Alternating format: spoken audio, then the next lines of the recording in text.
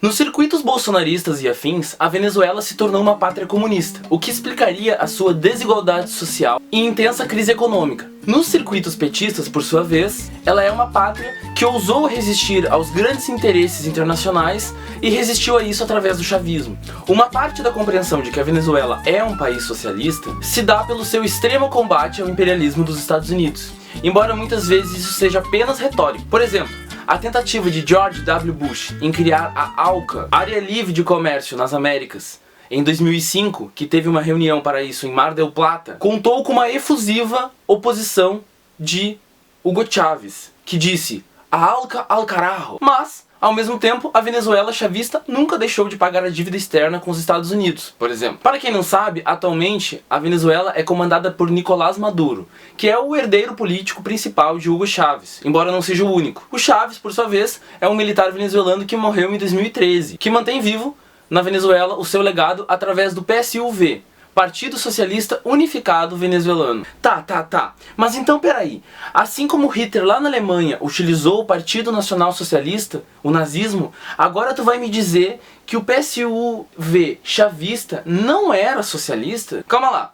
O Hitler realmente abominava o marxismo. Tanto que o nacional, antes do socialista, significa negação. Mas há diferentes tipos de socialismos. Os nazistas, por exemplo, abominavam todos. Já o chavismo, de forma diferente, achava que estava atualizando o socialismo, numa corrente política que vai chamar de socialismo do século XXI. Mas o que é isso? É uma diretriz política pensada inicialmente pelo sociólogo alemão Heinz Dieterich. Mas na verdade, o tal do socialismo do século XXI não possui uma linha ou diretriz de pensamento muito conexa em si, embora a gente possa perceber alguns elementos em comum.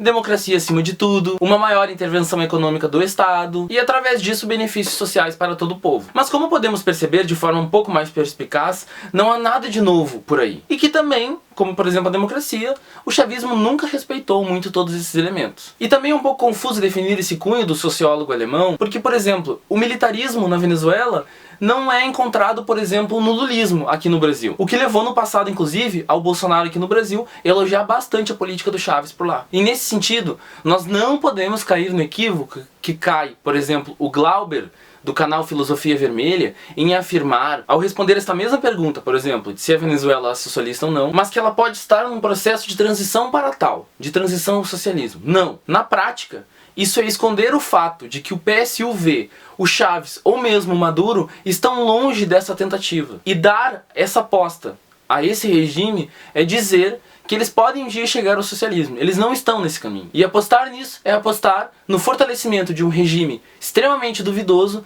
e extremamente centralizador. Mas também não dá pra cair no histerismo da direita brasileira ou de muitos livros que são publicados por aí, de dizer que a Venezuela come criancinhas, de que lá todo mundo é extremamente miserável e de que ela quer destruir o mundo ocidental. Existe, por exemplo, na Venezuela, uma classe específica que é chamada de boliburguesia. São funcionários públicos de alto escalão, muitas vezes militares ou políticos próximos ao chavismo, e por isso também são chamados de enchufados. Isso é, bem conectados. Quem não lembra, por exemplo, alguns meses antes da pandemia, do Maduro fumando um charuto e comendo um prato caríssimo na Turquia? Pois é, assim, eu não tenho nada contra quem come e viaja bem por aí.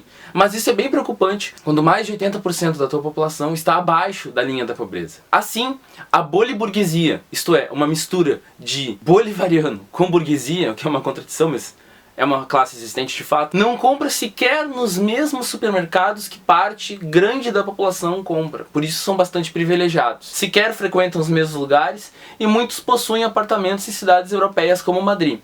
Na Caracas, capital venezuelana, eles vivem em bairros como o luxuoso Padrões del Este. Mas reitero, é como qualquer capital latino-americana, esteja o país em crise econômica ou não.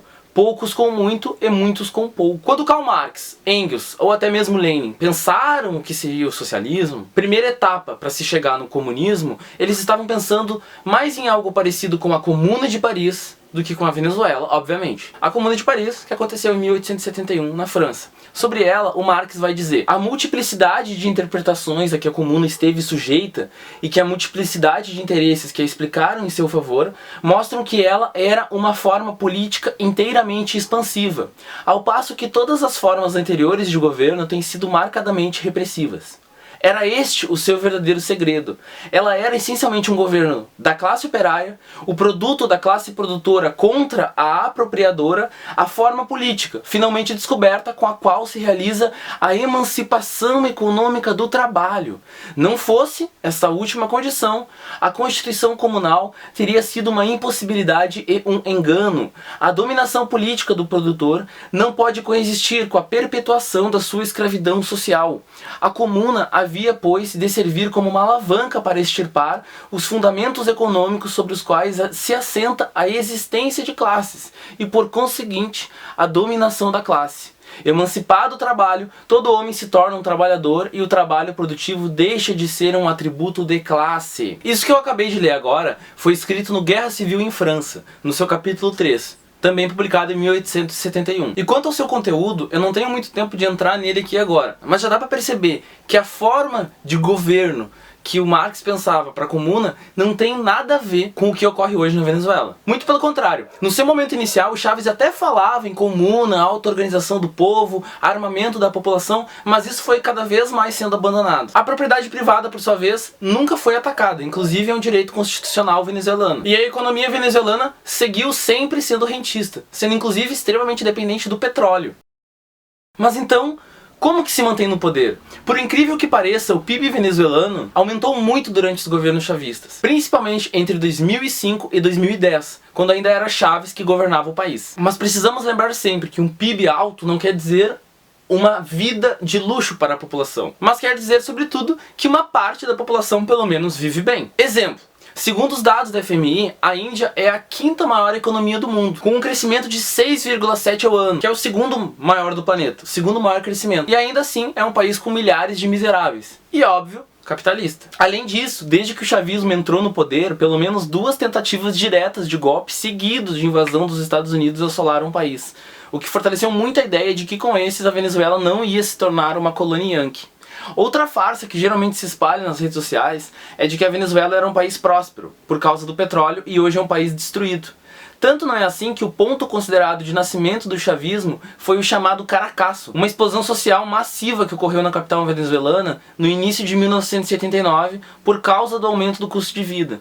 Pode-se dizer inclusive que o chavismo operou para se apoderar da força social desse imenso protesto. Então, na realidade, a Venezuela é gerida por um nacionalismo burguês, que ora gira para a direita, de acordo com seus interesses, ora gira para a esquerda. Ora, o chavismo faz apoio com as mesmas forças que apoiam o Bolsonaro no Brasil, como por exemplo a Igreja Universal, lá do Edir Macedo, ora possui em suas fileiras perdidos trotskistas da tendência marxista internacional, do Alan Woods, que dizia estar disputando por dentro o governo chavista. Um dos setores mais perseguidos na Venezuela, inclusive, são os próprios sindicalistas. E isso não é por acaso, porque são eles que se opõem aos arroxos salariais e à corrupção do governo, ao exemplo do Rudney Álvares, que ficou preso durante 11 anos por um crime aparentemente cometido por um próprio militante do PSUV numa assembleia em que várias pessoas testemunharam a favor do Rudney. O Leon Trotsky, uma das principais figuras da Revolução Russa, como muitos sabem, ficou exilado no México, onde se relacionou com a Frida, mas muito mais importante que isso, foi uma forma característica de governo que ele caracterizou como bonapartismo sui generis. Quando ele estava exilado no México, o presidente lá era o Lázaro Cárdenas. E foi quando ele começou a estudar um tipo de experiência latino-americana que ele vai definir como esse bonapartismo sui generis. O bonapartismo, para o Marx, era um tipo de governo, como o do Napoleão Bonaparte e o Luiz Bonaparte, que controla o movimento operário com migalhas, enquanto governa para empresas capitalistas e é, de certa forma, muito autoritário. O que leva a se basear quase sempre no exército, como sua principal força. Ora, vejam se não parece exatamente o que nós estamos retratando aqui. O bonapartismo sui generis, no seu caso específico, vive de um discurso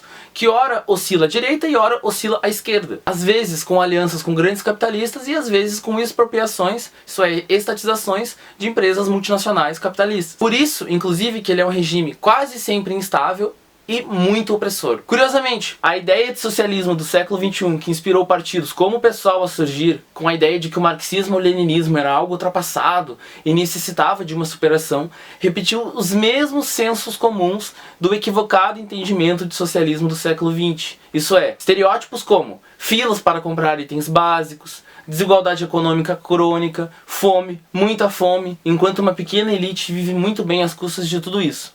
O mais bizarro ainda é que as primeiras ideias de socialismo surgiram lá no século XVIII justamente em crítica ao capitalismo que oferecia esses exatos elementos. Em síntese, ao rejeitar o que entendiam por socialismo do século XX, isto é, erradicação da pobreza, mas sem liberdade de expressão, o chavismo nos entregou o socialismo do século XXI, isto é, radicalização da pobreza sem liberdade de expressão. Isso é uma incompreensão teórica do passado que leva a problemas muito graves no presente.